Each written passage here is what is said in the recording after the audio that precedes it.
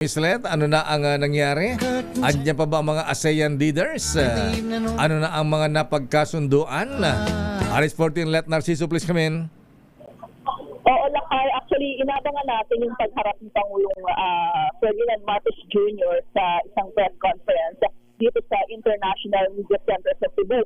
Pero dapat ay alas 4, Lakay, pero kaka-anunsyo lang na katatapos lang pala nung retreat session ng ASEAN leaders.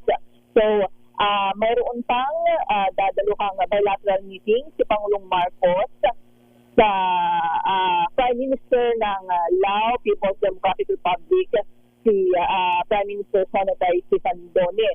At yung sa kanyang press call ay inaasahang ibabahagi ng Pangulo ang mga napag-usapan at napagkasunduan. Hindi lang kung anong o kung paano agarang tutugunan ang disruption, kundi kung paano mapalalakas ang institusyon.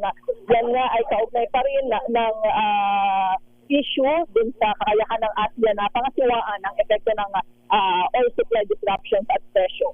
Gayun din kung paano daw magagamit ang mga umiiral ng mekanismo at epektibong maipatutupad ang mga action plan para hindi na maging mabigat ang epekto ng mga darating pang cases sa hinaharap. Yan muna ang update na kayo mula sa ASEAN Summit dito sa Cebu. Ito si Narciso para sa DZRH. Una sa Pilipinas, una sa Pilipino.